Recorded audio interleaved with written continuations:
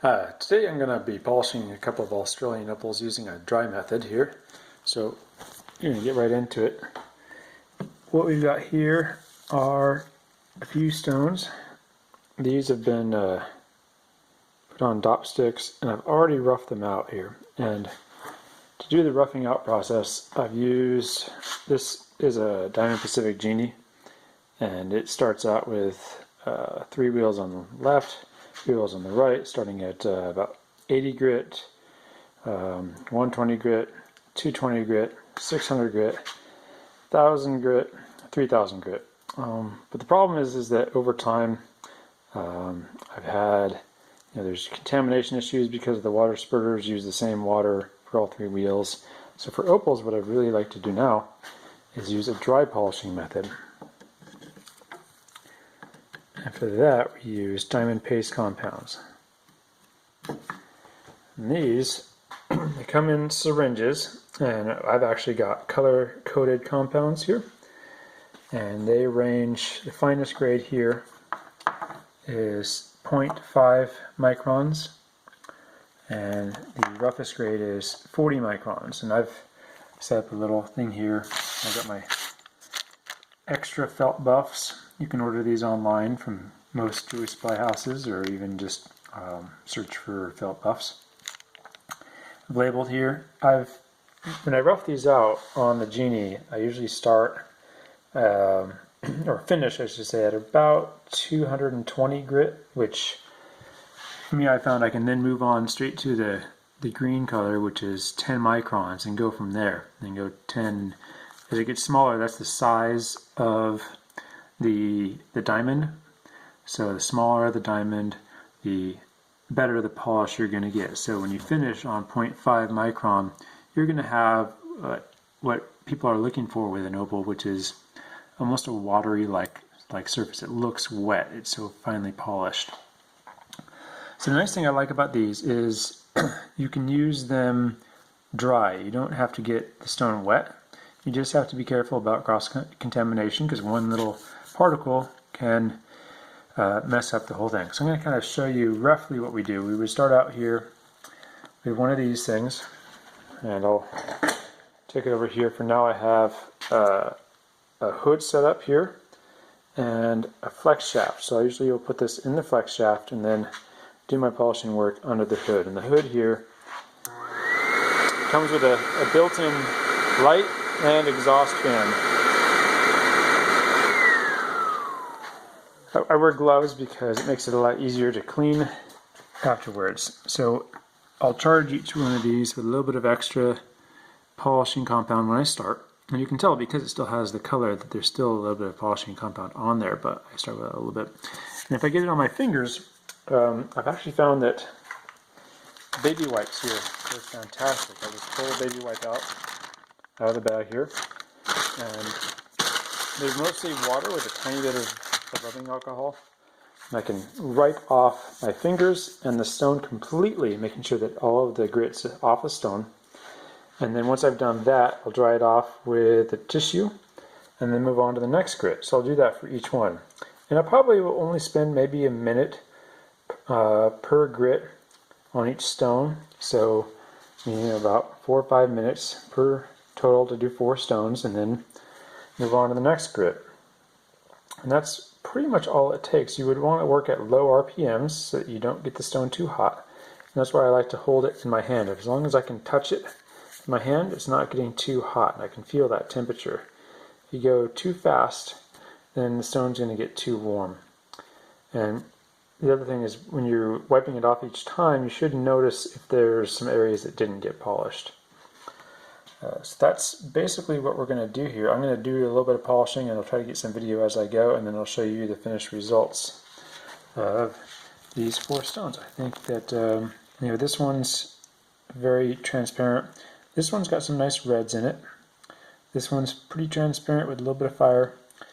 This one has the most amount of fire with a little bit of green. We're going to wait and we're going to see how these look when we're all done. Technique works. This is the 10 micron grit. Use a flex shaft here. Just hooked up to a Fordham. And I've got my opal here on the dop stick. And I'm just going to spin it pretty low speeds here. Rotate the opal.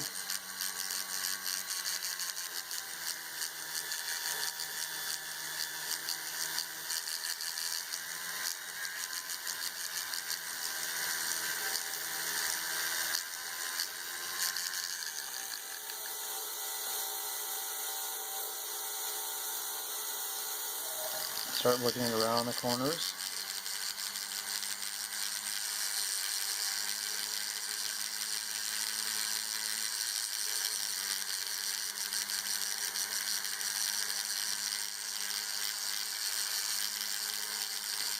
It's hard to keep it centered in the frame because I'm watching the actual stone instead of looking at the camera lens.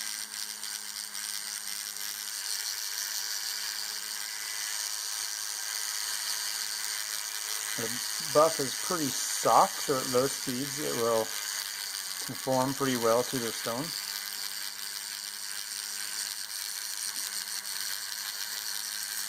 At this point, you're really not removing very much material at all.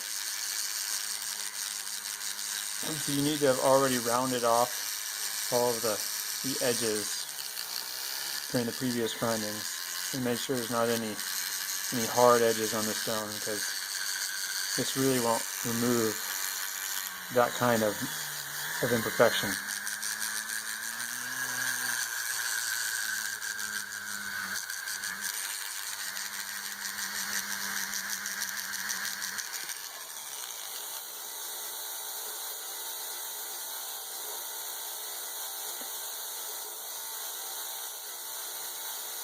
The next stone here, I'm going to add a little bit more.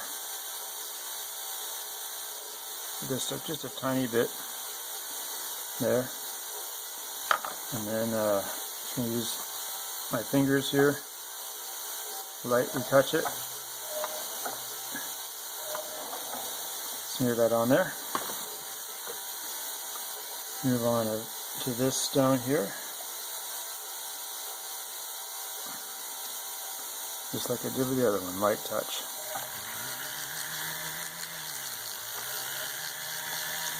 Probably difficult to see the grit actually change on the surface here, the roughness. And because these grits are so subtle from one to the next, I mean, we got 8 different grits to go from a pre-polish to a final polish, so it can be kind of subtle at times. You just have to have patience.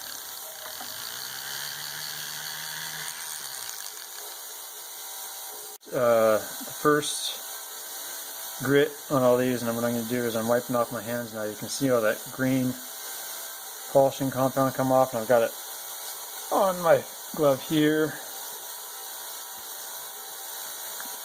Try to get as much off as I can, and I'm going to clean each stone very thoroughly. Try to get all of that compound off. This, I think, is probably one of the more important parts. You can very easily leave a little bit of the compound on, and then it gets on to the next compound, and then you're wondering why it is you can't seem to get a really good polish, and there's always these little tiny micro scratches all over your piece. If that's happening to you, it's probably because you've got grit from leftover. And this is the part I struggle with the most, because I'm not like a super laboratory-esque kind of person. I don't really like having to keep things super clean. My workbench is always a mess. There's always little bits and pieces of sandpaper and diamond polishing compound and dust and all over the place. It's just dirty. Silverworking and goldsmithing is a very dirty process. But if you want a good polish, just take a few extra minutes here. Clean between each step, and then you clean your tools. So I'll set this down here somewhere clean. Pull this out of my flex shaft. I set this back over in the, put that back over where it came from, and now I need to wipe down the flex shaft, of course.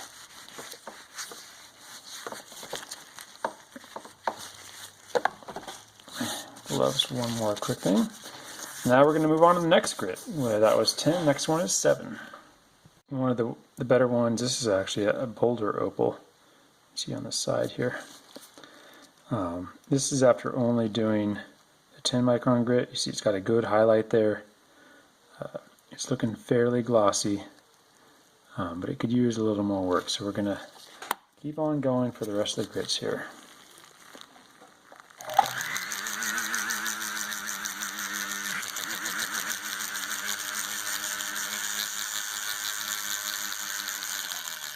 Here's the finished pieces. These are actually dry. They're not wet, but they're, so you can see how good of a polish they take. They all have pretty good fire, especially that third one there. Good reds. Good face-up color.